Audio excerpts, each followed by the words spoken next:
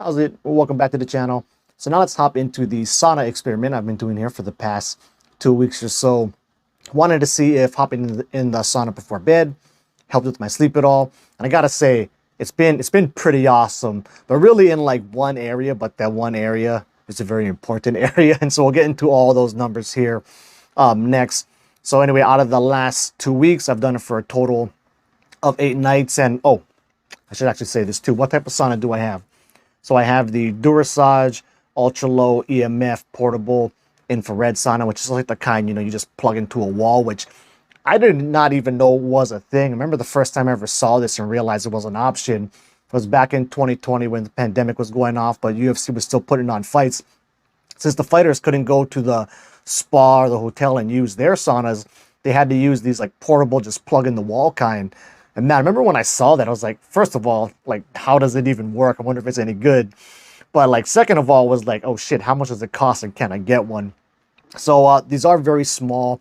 I'll hop in for 30 minutes and I like to sit completely inside of it. Like a lot of times, if you can see this little picture here, they're meant for you to like to sit on a chair and have your head sticking out. But for me, I'll just cover the top, put like a towel over it too to kind of keep it shut better, and then sit directly inside of it. Now, something that can help there too if you're trying to get, because 30 minutes, some nights ain't that bad, but sometimes it fucking sucks. But what can really help there is you just wrap your head with something like a towel or like had one of those like face gaiter things that I like to use. So you just kind of put that on your head, cover the top of your head. Can even help to make it a little bit of wet, or if you have like a cold flask and there is some cold water, like pick it up and kind of like use the straw and then drop the cold water right onto your head and let it soak into the thing, because it can just really makes it a lot easier to to get the time in there and hit the 30 minutes. So anyway, so that's the one I do. You use, it's like $500 or so on Amazon. Had it for the past 2 years. But really, like, the one key area, and this is a very important area for me at least, is it actually cools you off. And I didn't even realize this was a thing, where a lot of times, in the past when I would use the sauna, is sometimes I would stay in there kind of so long that by the time I was done, I was kind of just worn out and wasted. But I wouldn't feel cool. I would feel kind of hot for prolonged periods after the fact.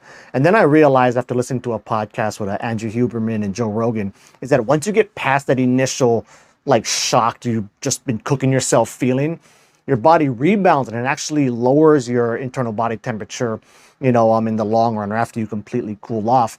And every time you're going to sleep, that's something you want to naturally happen, where like the coldest you get temperature wise is like, right around bedtime. And then as you're sleeping, then as you get closer to waking, your internal body temperature heats up, and that's one of the things that helps you to wake in the morning. But so something I've realized is that as I've been doing it, now you have to completely cool off and calm down. Where the first couple of nights I was doing it like directly before bed, I'd do it, I would shower, and then 20, 30 minutes after getting out, I'm trying to lie in bed to go to sleep. Because that sometimes then I would have a hard time because I would still be feeling hot.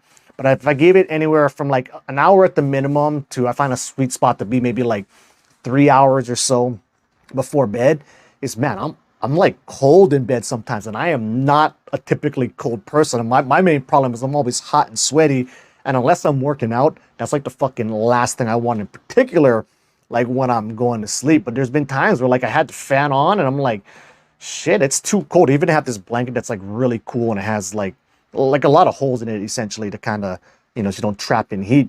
I'm thinking like, damn, I gotta get my wife's blanket on me. I'm freezing over here. Or, be sleeping with the AC on, and I'm the AC man. I love that shit. When we can have it on, I just don't want to run our bill up or electricity bill up too high. But when I can have that on, I always want it on. But there's been several times where I've been sleeping and the AC's on. I'm like, fuck, man, I'm dying over here. It's way too cold. I gotta turn that shit off.